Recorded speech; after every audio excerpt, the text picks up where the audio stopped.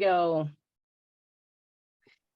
Good evening, my friends, and welcome to the end of September. I can't even believe I just said that out loud, but it truly is the end of the month here again. Not sure where you are, what's going on, but Cheryl and I just returned from Mexico. Look at our skin color, aren't we fabulous? Wow. Yeah. We've been bouncing in a pool, having business meetings in a pool for hours and hours and hours on end. And we then came to Michigan where it suddenly frosted our little tomatoes. Wow. And then when it does that this early, the maple trees just go red, you know. So we've got Jane Ann, the maple trees, my mom's backyard and front yard look like your hair. Oh, wow, that's nice. Gorgeous. Yeah. Is this early? In this early? It is early. Yeah. It is early. We're the same. But when the cold snaps like it does, it kind of comes on really quickly. Everything colors up and the colors tend to be much more vibrant. So it could be a nice fall. Mm-hmm. So it is book club night. And as usual, I want to give you all as much time as possible to chat because these are some of the most vigorous conversations, and I say that lovingly, of all the conversations that we have at Thanks Gray Online. And let's see, before we head into this, I want to just put a couple dates on your calendar. Because on the 11th of October, I said the October word, but the 11th of October, it's Tuesday in a couple weeks, Ken is taking us to Cambodia. Oh, wow. Yeah, so if you have enjoyed all of Barb's, you know, Egypt 1, Egypt 2, Egypt 3, Egypt 15, Ken's going to start down that path with Cambodia. That's going to be Tuesday, October 11th. And then Cheryl, you have this gang back together on the 25th for Joan, a book on Joan of Arc. Can you give us the title and author just so people have it? Yeah, Joan, a novel of Joan of Arc by Catherine Chen. Can't wait. Can't wait. I do have some regrets from Kristen can't make it tonight because unfortunately her dance class is now conflicting with her Sanctuary Online class. So she wanted you to all know it's not because she doesn't want to be here, but she has some personal goals and one of those ballroom dancing. So she sends her greetings tonight, and Edie and Mandy should almost be getting internet. And Cheryl, I hope yours lasts all night. So my friends, Yep. Good. They're all yours, honey. All right. Thank you. Well, did everybody enjoy this book? I know, Jane Ann, you said you didn't finish it. Did everybody else finish it? The parts I read of it, I enjoyed, and then I had to give it back. So Yeah. Okay. All right. Well, let's dig right in, shall we? Matthew starts this book, you know, with a couple of chapters before he gets into the part 1, part 2, part 3, and so on. And those chapters are on, you know, he has a lot of philosophy one-liners. It describes him, his childhood, and descriptions of what green lights are, his definitions of that. And then his very first story is about his mom and dad fighting and making love in the kitchen. And I'm like, okay, what a transition.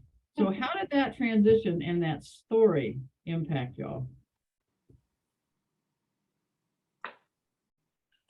at the very beginning, I just kept thinking, well, no wonder he's got to think in green lights, because if that's the first story, it's going to get worse before it gets better. And all I could think of was him giving his Academy Award speech, and how sort of smooth he talks. And yet that was, in a sense, a traumatic experience. And so I thought, oh my God, here we go. Here we go. The truth's going to come out. That was my reaction. I think that's when I decided to keep reading the book. I thought the very beginning of it was it felt very self-indulgent to me, kind of self-congratulatory, just basically narcissistic, you know, and I wasn't sure that I wanted to finish it. But when he told that story, I thought, well, it's not all going to be like this, you know, and the book just totally surprised me. It was just, I can't think of another book that surprised me as much as this one did. Because first of all, I didn't think there was anything about Matthew McConaughey I wanted to know that I didn't already know. Yeah. And second, I didn't think there was anything about him worth knowing that I didn't already know. And I was wrong, Yeah. on Yeah. both counts. This book really surprised me. Yeah. It Had the surprised me same. too. I felt the same. Kelly, you too? Well, I actually had that strong of a reaction so bad that I gave the book away and didn't read it. But it was before here. I had bought it.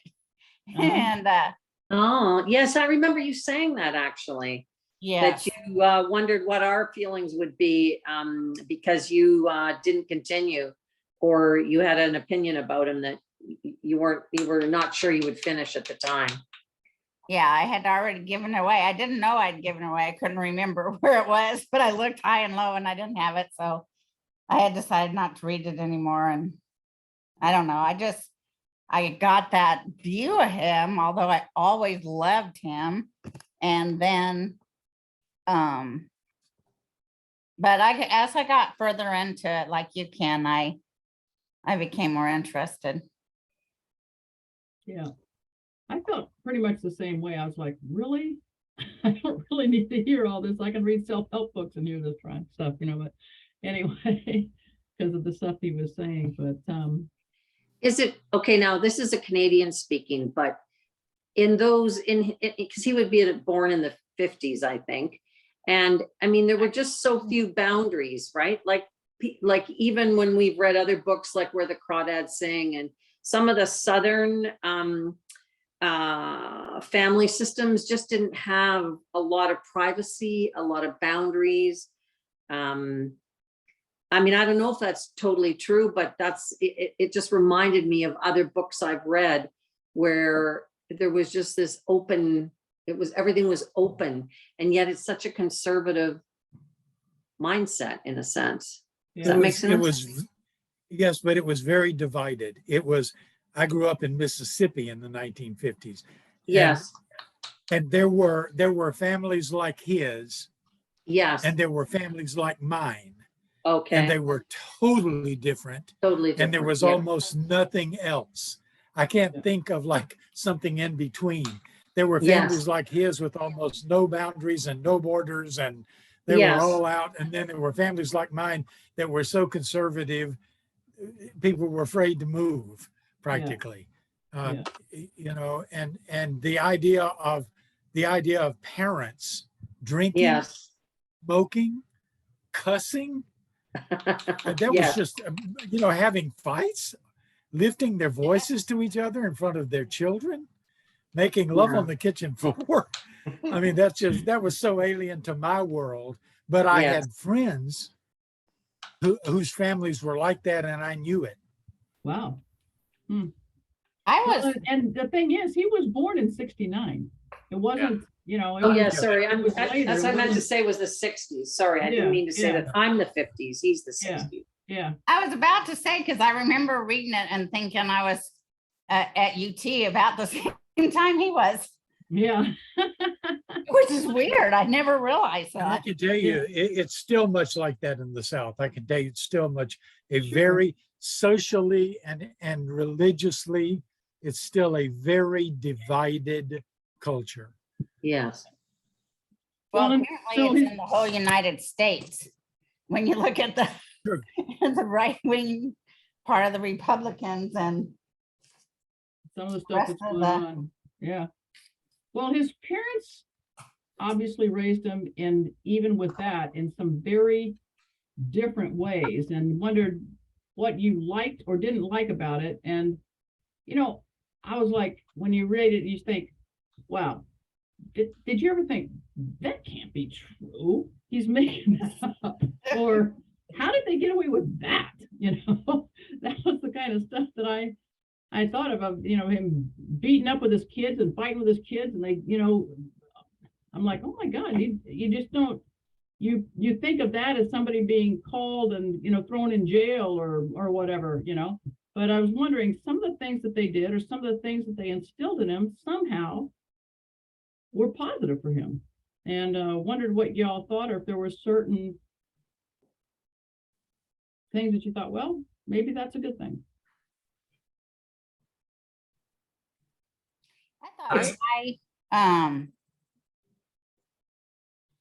why did they approach it that way? But I also thought, for some reason, kept hitting me in the head is that they were all boys and they did that kind of stuff to each other. So, Yes. you know, maybe it didn't impact them the way it would impact us. I mean, we grew up, Cheryl, in like the total opposite, you know, do not raise your voice. You know, it's not just no violence. Yeah. Getting up there. So it seemed totally wrong to me. I couldn't understand, but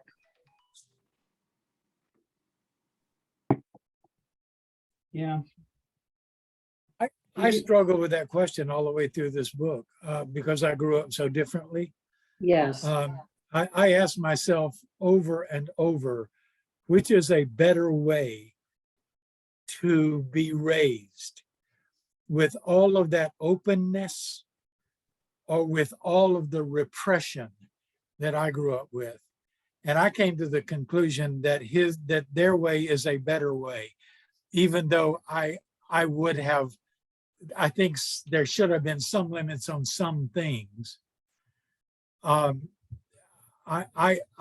wished that my parents had been as open about reality, just about the world, Yeah. because he was prepared to live. Yeah. I Yeah. was not prepared to live. When I went to college, I was pathetic. I didn't know anything about anything. And that's because I had lived in a very repressed, fundamentalist Christian bubble all of my life up to that point. And I think if I'd heard one of my parents say damn once, mhm. you know, that I could have been a healthier person. Well, our parents changed after Cheryl left because my mother said the F word a few times. But you probably heard it in her later life, but never when we were young. Yes.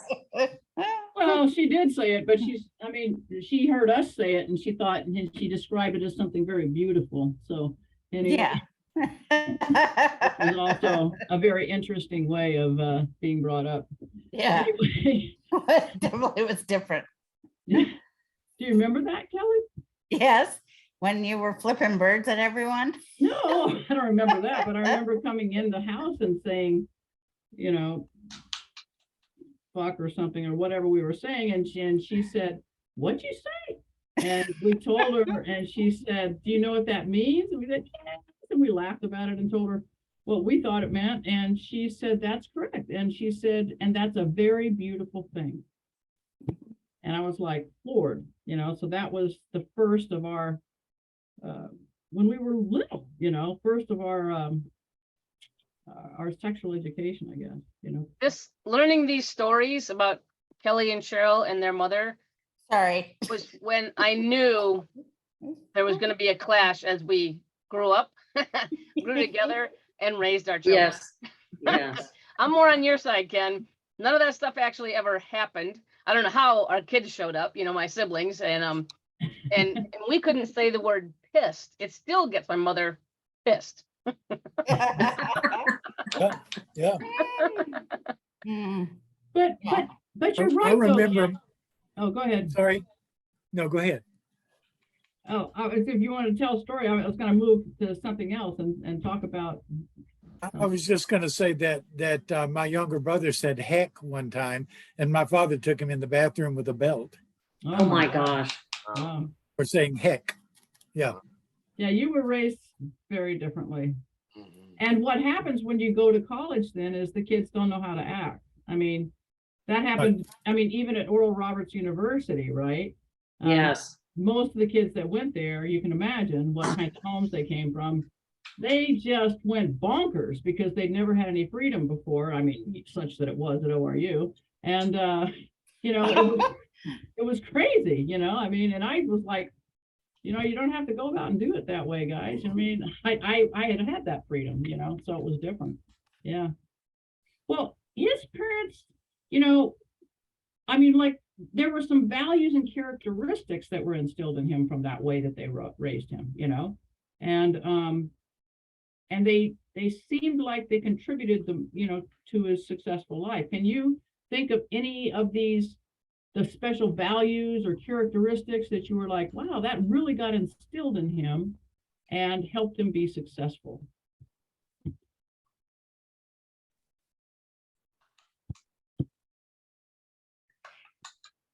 I don't know if resilient is the right word, but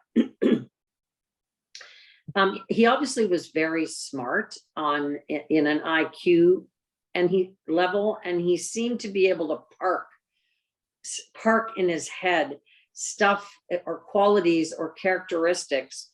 I'm just trying to think. I know at first he thought he was narcissistic, but there's a certain lots of coping strategies that he learned. And the parts that he's played have been so vulnerable parts. It's almost as if he parked all of his own vulnerability to pour into roles later on. He might not have ever really consciously prepared for that, but he does sound as though his ability to even to judge a red light, green light, and to park that in a certain place that would benefit him somehow, or that he saw or could turn around as a positive. I did think that was an amazing coping skill, or it might have been a defense, could be both. When I talked about the book surprising me, that's exactly what I meant, is that Yeah. it started out sounding so narcissistic and then ended up being exactly the opposite. I mean, in this book, he is so confessional. He Yeah. is so self-accessible and so self-revealing of his own weaknesses. Yeah. And Yes. obviously, as a value, that comes from that openness in his family early on. Yeah. Where people's foibles and failures and weaknesses were just right out in the open. But they learned that family of his, they learned to love each other, through all of that. And I think that really made him an extraordinary person, later in his life, when he was trying to decide who he was going to become and ultimately became. Yeah. I found his self-confidence was one thing. I was like, wow, he really had a lot of self-confidence and the ability to just walk into a place and say, you know what, I'm going for it, and that was, I thought that was extraordinary. Well, he had that experience. Did I have my unmuted or not? No, I'm not. He had that experience at home, going to school and playing ball and everything, which gave him a lot of. Confidence. Yeah. What did y'all think about his adventures going down the Amazon? So he was learning, he was trying to find himself on the Amazon, and he was trying to find himself at Christ in the Desert in New Mexico. So Yeah. he was doing I all like this that. stuff. And that was kind of interesting. He seemed so confident, but then he had to go to South America and go to New Mexico. I think he went somewhere else to find himself. Africa. Yeah. Yeah. But he's flippant about it. That's what I mean, Yeah. it seems like it was a very deep trip or whatever. But in the story, he's sort of flippant about it. I think that's another of those values. His spirituality. He doesn't talk a lot about spiritual training when he was young. Yeah, no. But he's such a deeply spiritual person, which totally surprised me. He talks about his relationship with God being one of the most important things, excuse me, in his life. And one of the things that he just would not compromise. But his spirituality is such a mix of traditional Christian spirituality And then there's also a lot of metaphysical elements in there, a lot of Yes. mysticism Mhm. in his spirituality. But it serves him really well because it's his spirituality that allows him to connect all of these events of his life and make sense out of them and learn from them and grow through them. You know, he always puts the major events of his life into spiritual context. Mhm. And that really surprised me. Yeah. I mean, he really was very self-aware and conscious. And so when he felt like he needed a reset or needed to go do something, or he, you know, was listening to his intuition, he would just go do it, you know, and wasn't afraid to take those adventures that were there. I said he let his intuition and his dreams, both wet and dry, drive him. Yes. See, I thought it was funny too that he thought the Amazon was in Africa. yeah. Yep. So I have a question. When he lost contact with his mother for years, he said, right? Yeah. Because she was so enamored with his fame that she tried to, I don't know, benefit from his fame. Is that why? I couldn't Yeah. figure that out. Yeah, I think he was repulsed by her values at Yeah. that time. And that's another thing about his values. He found her response to his fame to be very superficial. Yeah, Mhm. Mhm. yeah. And that she sort of wanted to take credit for it. Not- In a way. Isn't that the way? Yeah. not Maybe that's the exactly, narcissist. Yeah. So he really, I mean,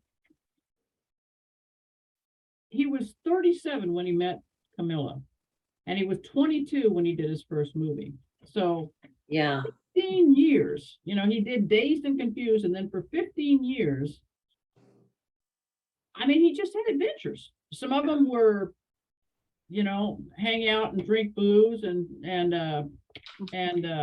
have sex and so on and so forth. But some of them were those deeply spiritual things. And it was just like whatever he felt like doing, he just went there and did that, had a dog, did this, you know, whatever he wanted to That do. dog.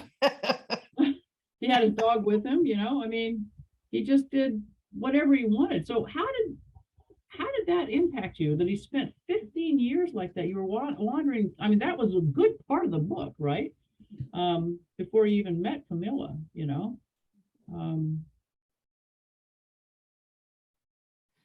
I don't know. I think I spent a number of years doing the same thing, but my little takes were very shorter.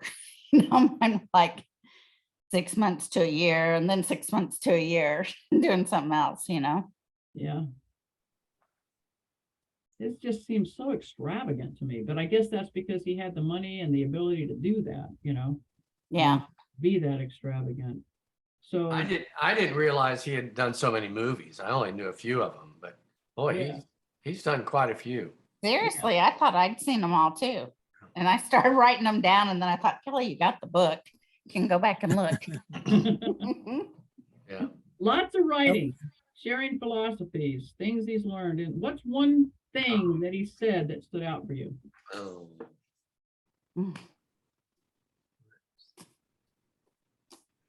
One of the things that really stood out for me was one of the things that I think it was in Africa where he learned.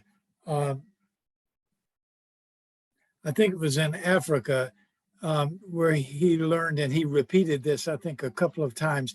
He said, it's not about right and wrong. It's about trying to understand each other. And then at one point he said, people in the United States need to learn this. Yeah. Because right now, just think about how divided our culture is right now Right. about I'm right and you're wrong, Yeah. and no effort to understand each other.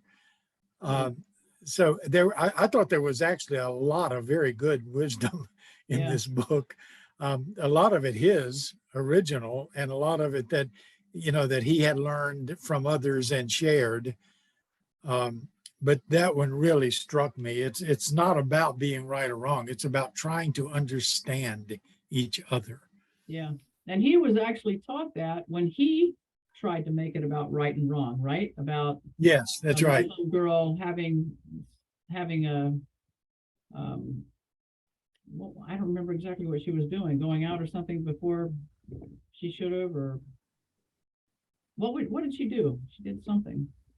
I can't remember now. I don't remember the exact circumstance. But anyway, it was something that a Muslim and somebody else was arguing about as to whether or not she should have done that. She shouldn't do that because she's a good Muslim, but they didn't say it was right or wrong. They were just trying to understand each other. Yeah. It was And a prostitute.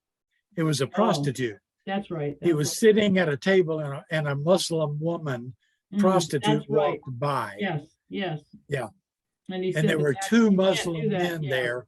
One condemned her and the other one didn't. right, yeah. And yet, the one who condemned her, because he kind of sided with that person, made him, feel like really gave him a hard time, because he was the one that said, hey, wait a minute, that's not what we meant. You understand? This is about understanding, So he really pulled him back in that way. A lot of the things that struck me like, I can't believe that really happened, are so outlandish that you think they had to have happened, or he would be,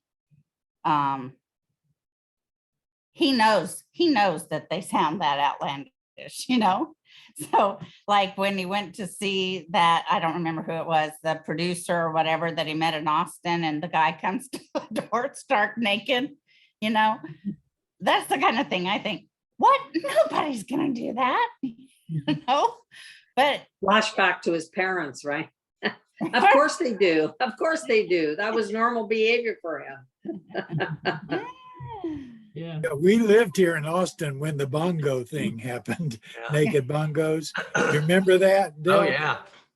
what year And was that? Bud, Gosh, when was that? when he lived got in arrested, Tarrytown. Yeah. it was in the early 80s, I think. I mean, no, it had to be Yeah, later than that. Lady. Anyway, fun. with the way he tells the story in the book, he's practically totally innocent, and these cops were like out of control. I remember that the cops didn't see it that way. Yeah. They saw him as really very belligerent and acting very privileged and so forth. And he does say he had been drinking and taking drugs for like 2.5 days, Mhm. before that incident happened. But yeah, there are a lot of, as you're saying, Kelly, there are a lot of stories that are so outlandish that if they couldn't be verified, you wouldn't believe them. I know. It's like, what? And he's such a public character that they would be, there'd be all kinds of people going, that didn't happen. I was that person he said happened with. Didn't happen. Introvert or extrovert? Oh, man. I don't know. I think he's a trained extrovert. I think he's very, I think his inner world is the more important to him, but I think he's a trained extrovert, and some of that comes from the parts he played too. Yeah, I think he's just in terms of nature, whether a person is an introvert or an extrovert, he's definitely an extrovert. However, he has an internal life that a lot of extroverts don't have. Yeah. Yeah, that's a great way to say it. Thank you. Yeah, that is, Kim. And he has something that I think you have in common with him, Cheryl, is when he takes something on, it's like 150%, you don't spare any, don't leave anything on the table. Right. It's all or nothing. And he, like every role he did, he gets so involved in it, even the movies we didn't hear about, right? What was the Dallas one where he lost hundreds of pounds? Oh, I yeah. know. Yeah. I He looked ate at that, his Dallas diet, that what he described. Dallas as what he Buyers ate, Club. that- Yeah. What was it? Dallas? Buyers Club. Atlas Buyers Yes, Club. yes. That's the one That he was- won the Academy Award for. Yeah, that was amazing. Hmm. Truly Have Have you all amazing. seen one of the movies that he talks about in the book is the movie Bernie? Have you all seen that Yeah. movie? Oh, yeah. Bernie? Great movie. Yeah, it's we with can- Shirley MacLaine and I Jack forgot Black. And he was in that. yeah, he was the sheriff. Oh, that's And, right. you know, that was shot here in Texas, and we rented him, Tom rented him truckloads of props Wow. for that Wow. movie. Mm. And when Tom and I watched that movie, and we've watched it several times, we just point out things and say, that's ours, that's ours, that's ours, that's ours. The funeral home plays a big role in that movie.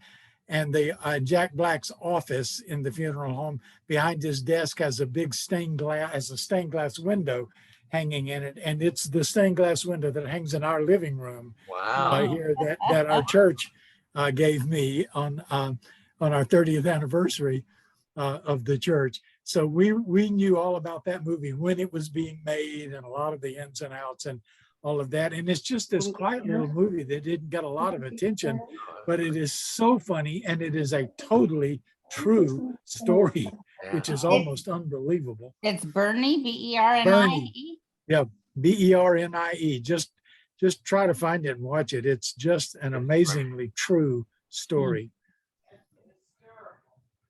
Yeah, and You know- Tom's saying it's hysterical. It's hysterical. Well, that's cool. Yeah, he did a lot of movies that I didn't realize either, but you know, when they rate you on emotional intelligence, one of the things they say is that being able to delay gratification is a predictor of success. But really, 22 months without taking a film offer, how was he able to do that? I mean, that was pretty amazing to me that he's stuck with that, you know? And so maybe it wasn't about the fame particularly for him. Maybe it has been the whole journey. The fame is one thing, but the parts and all the variety of parts and personhoods and humans that he played, like for him to, you know, some people just are, you hear about that, the industry being from movie to movie to movie, and if you're out of work, you're freaking. But for him to have that sort of presence to just wait, do what he was going to do. In a sense, that's a spiritual practice, whether Yes. we really name it or not, right? Mm-hmm. So I I saw admire that that as- piece of it. I saw that as another sign of the fact that the man has real values, you know, deep Yeah. values, and that he saw the direction that his career was taking as one that he just didn't feel good about, you know. And then the other thing is that's really surprised me so much about him is he's really a Renaissance man. You know, a lot of people are one-dimensional or two-dimensional. He's like 35-dimensional. You know, he's not only curious and interested in a lot of things, he's very knowledgeable about a lot of things, and he's very good at a lot of things. And those things occupied him during that time. You know, it's not like he went off somewhere and lived on an island and didn't do anything. You know, he talks about the things that he was thinking about and doing, and his personal growth that he was striving for, you know, during that time. So it's just another part of the whole thing that surprised me about him, honestly. Yeah. You know, it taught me that it's really true that you can't judge a book by its covers. And I'm not talking about the book, I'm talking about the man. About the man. Yeah. I really thought from what I had seen of him that I could tell you sort of who he was, but I was really wrong about that. And for those of you who may not know, he was very serious about running for governor of Texas Yes. Really? in this cycle right now. And wow. at the very last minute decided not to because Beto did run. And during that time, I was sort of questioning, you know, who is he to run for the, to be governor of the state of Texas, now I can see. I'd vote for him. Yeah, you know. yeah. The one thing he said a couple of times is that the only thing he ever wanted to be was a father. I can relate to that. Yeah. I wanted to be. You want to be a father too? Right. That's it, Cheryl. Mhm. I just, with all the things that he did and everything, and I just wondered, did he get that from his father, or where does that come from? I know he did admire his father a lot. He never said why he wanted to be a father.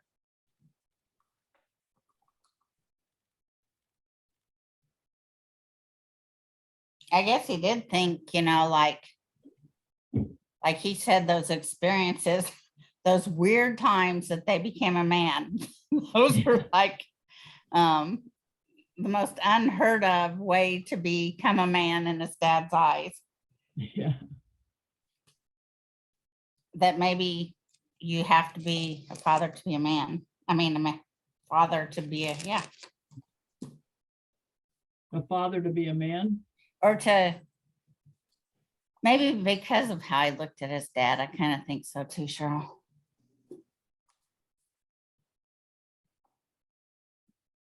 Yeah, his dad, I think, played a big role in that, and him wanting to be a father. So I don't see him like a real nurturing person or anything.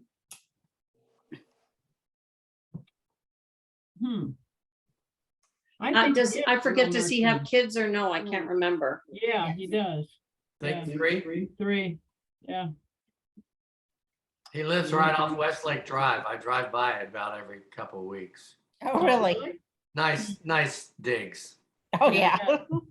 That whole area out there is Nice digs. ritzy. Yeah. So, do you identify with him? Admire him? Wish you could have? All the above. All the above? He definitely had lived his life, Yeah. I know I found myself wishing, that I had the chutzpah to go just do some of these things without thinking about it, without thinking I had to hold back or be responsible or do this or do that or whatever, would have been pretty cool. That was what he had. I thought that I called it confidence, but it's just like he just had that sense of adventure. He listened to his intuition and he just went for it, Yeah. I loved the part of his spirituality when he talks about there came the time in his life when he began to doubt God. And he said it wasn't really so much doubting God as challenging God. Mhm. And then he said, and the way I challenged God was that I started to rely more and more on myself for things I had always relied on God for, to see if I could do without God. It was just a fascinating kind of thing. It suggested to me a real personal relationship with God. Mhm. That he felt comfortable challenging God. He came to a point in his life where he said, if you're real, you need to show me.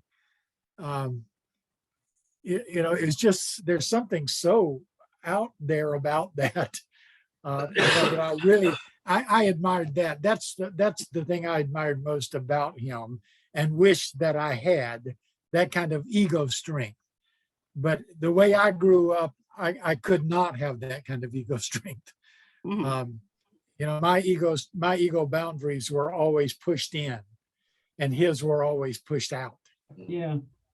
Yeah, they were. Oh, That's a great way of saying it, actually. Yeah, it really is.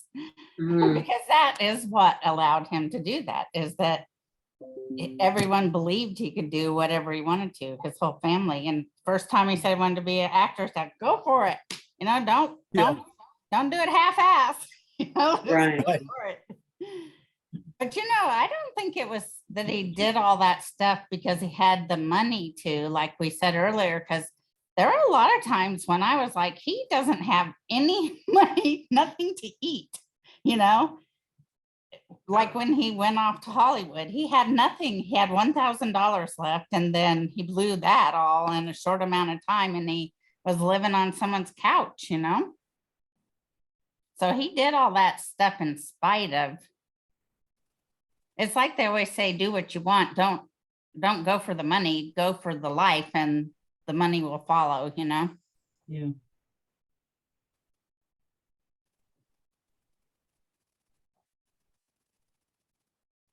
That relationship with God thing that you just said, Ken, reminded me of my journey, you know, because I was very much a Jesus freak and very much into my relationship with God, and I was very it was a very intimate relationship for me, and then there were some things that happened, particularly in a church, where I said, how can this be? How can this be what God is like? You know, when I found out some of the things about religion and so on and so forth, and I let those things become what was important to me. And people would ask me, well, what about your relationship with God? And I'd say, well, you know what? It's not important to me. It's not, whether or not God exists is not important in my life right now.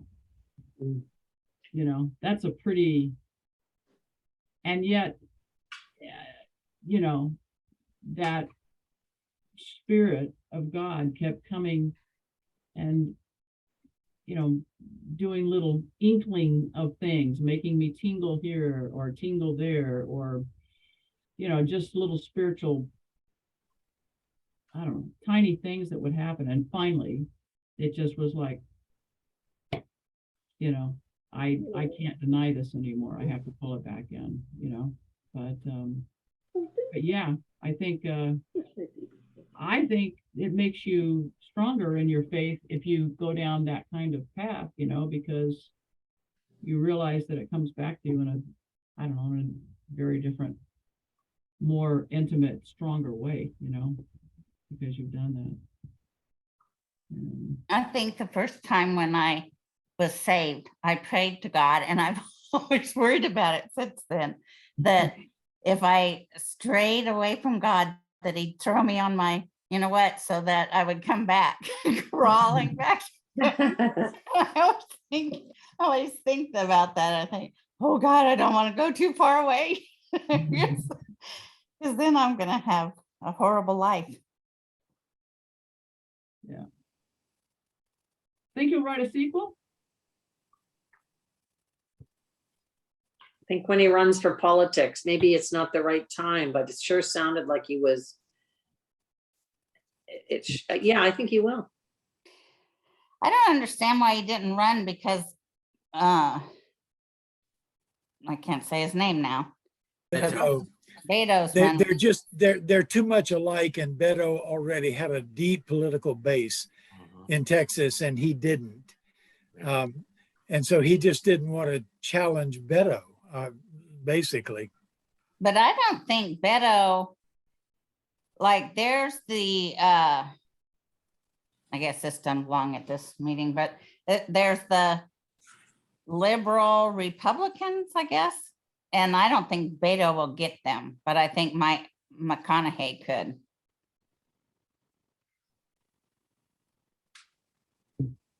I don't know enough about American politics. Yeah. I probably don't either. I wish I did. But I don't. It's a mystery.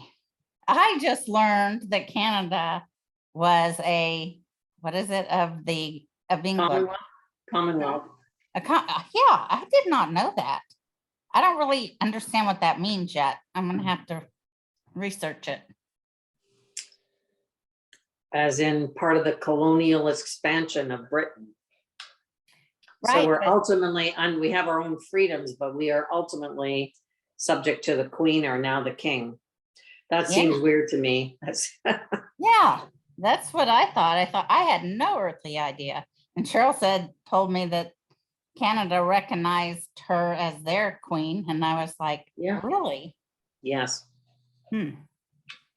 And even though we have a prime minister, we have a governor general, the role is accountable to her or him for whatever goes on in the country. But because Trudeau had known her since he was a little kid, met her when his own dad was prime minister, he would talk to her all the time. Hmm. And his speech from this end on her passing and losing her advice and losing her mentorship was quite a moving speech, actually, because he'd known her since he was 3. Wow. Hmm. Just what an impact she had on the world, you know? Yeah. Yeah. Yeah, huge. Just service. I mean, the idea of service, it's like, And the funeral service, I thought, I mean, she had planned it so well in terms of having every element of her life accounted for, her time with Philip, hymns from their wedding, hymns from her coronation. Like, it was just really beautifully planned. I just thought it was a masterpiece, actually.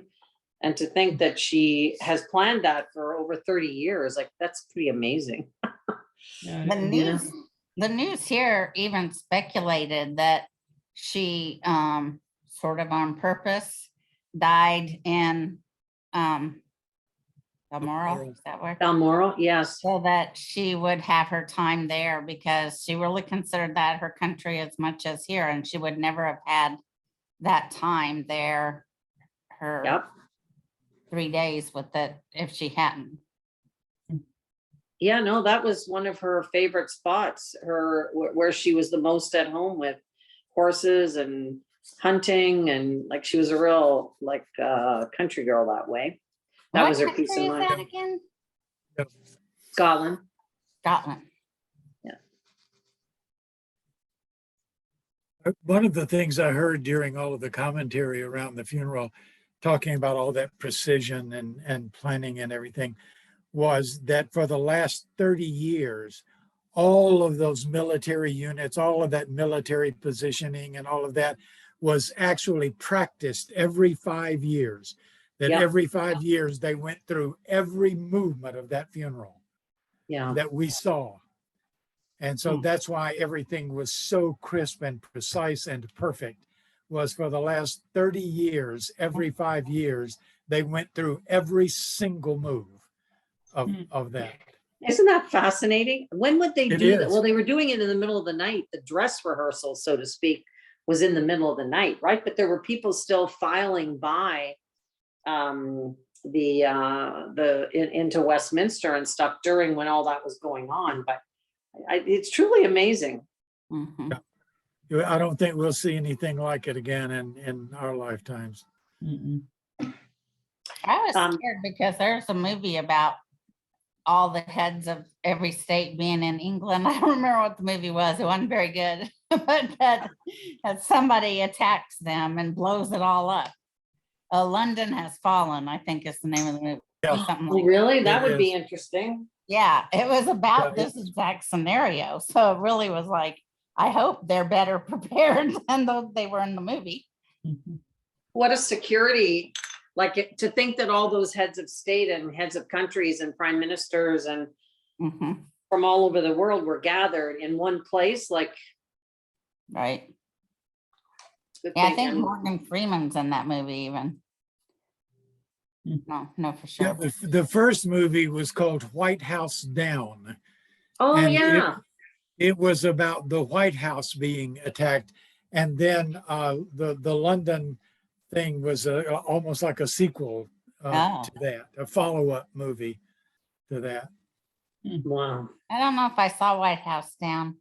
I saw that series that was on for a while. It was good for the first season. But after that, it's like, how can you continue this? Where they blew up. The only person who was there was the person that was sent out. I can't remember The what their name is. lone Designated survivor. survivor, Yeah, yeah, Yeah. Lone survivor. Yeah, that's right. Donald Sutherland, or yes, Kiefer, Yes. whatever, Kiefer Sutherland. Oh, Good- it was a yeah. Good series. yeah, that was a good series. Really, yes. The concept was All fascinating. right, gang. Anything else about the book? Straight a little bit, sorry. Got sidetracked. It surprised me. You can ask Cheryl. Huh? I know. Well, it surprised me too. I liked one word that he had in there, and he said, All fish right, all for-" right, all right. All right, all Yeah, right, all that, right. but No, I'm kidding. I'm he sorry. wrote fish for yourself, and then he wrote SEL-FISH, selfish. Oh, Wow, that's interesting. You know, yeah. How that word can get mixed up. And he likes to cry once a week in church. Yeah, isn't that? skip that. Those were I those didn't see kinds that of one. Yeah. self-accessible things that really surprised me. What about his relationship with Camilla? What'd you guys, Wow. I mean, Sounded a little bit idealized to me. yeah, You know, I everything I've read and heard and seen suggests that, you know, it's a really good relationship and it's basically what he says it is, but he presents it in the book almost like fairy tale, you know, kind of stuff, which is fine, you know. yeah. You I don't wanna- I always think that after having had that many years to go out and do whatever else he wanted to do or whatever, that he knew exactly what he wanted, and you know, that makes a difference when you get married or when you get into relationship later in life, right? You know, it makes it a little bit easier. And if that's true, that again makes him a very unusual person, Yes, especially a man who has had the kind of power and wealth that he has had. Yes. Because remember, he talks about when he was living in the Marmont in Hollywood, that he was having sex every day with different Yeah. people, yeah, you know. And once people have had those kinds of experiences, it takes a very unique person, and he may be it because of this value system we've been talking about. You know, who can just all of a sudden change 100%, just absolutely change from one human being into another one. But that's the way he presents himself in the book. yeah. Or just had enough of that, you know?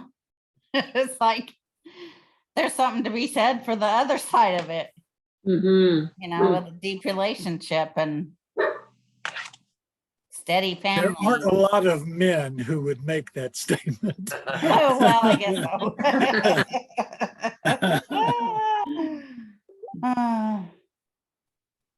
Yeah. Well, I didn't quite finish it, but thank you very much for all the discussion. I'm loving listening to it.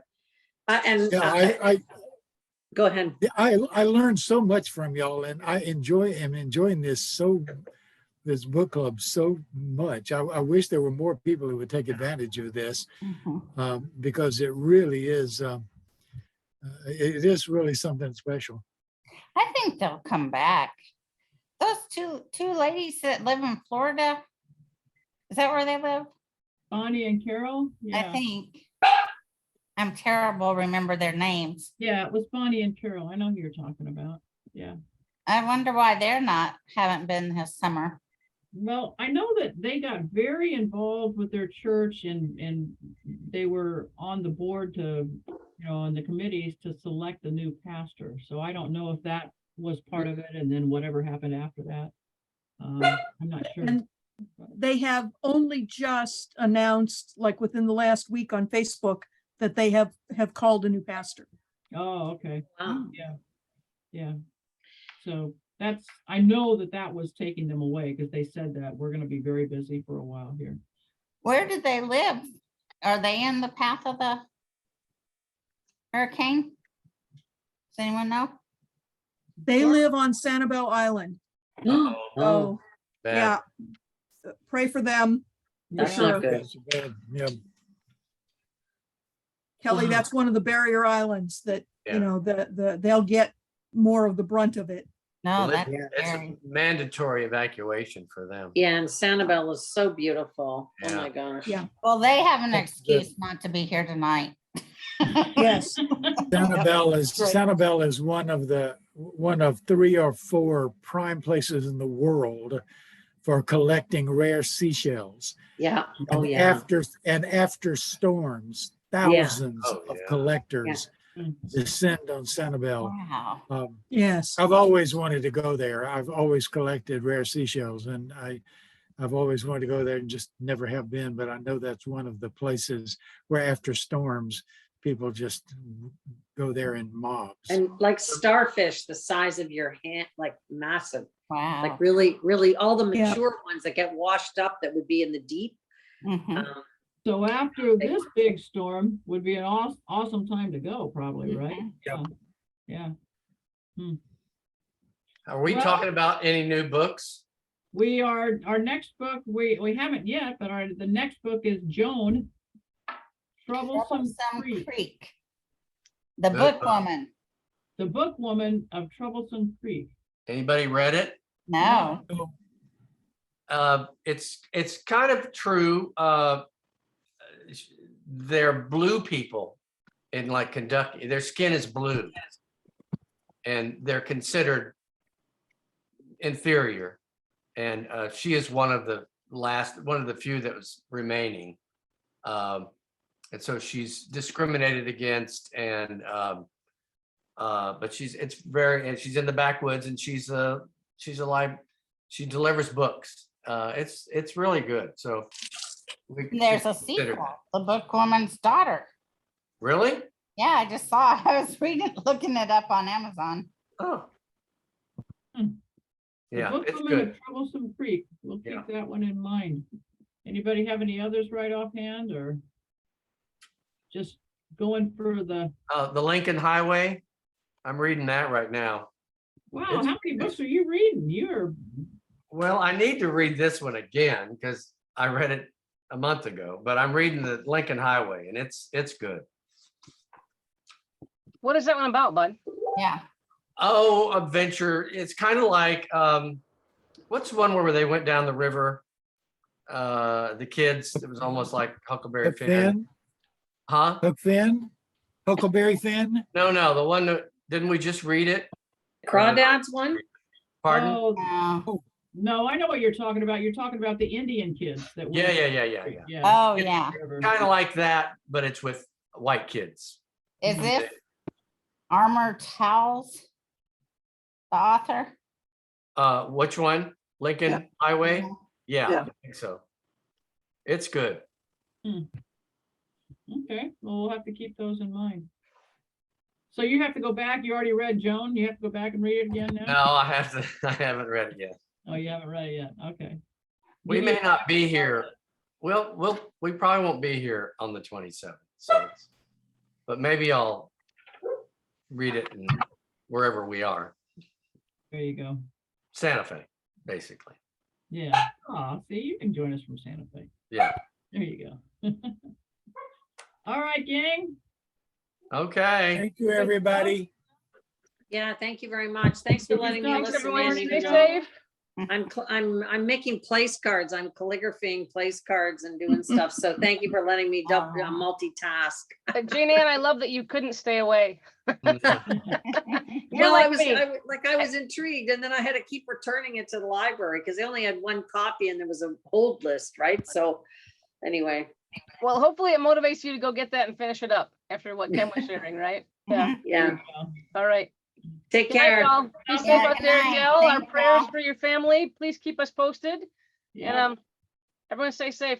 Okay. Stop the yeah. Good to recording, see ya. Joe. Bye-bye. Joe, Bye. Bye. Bye. Thank you. bye. Bye. Stop the recording.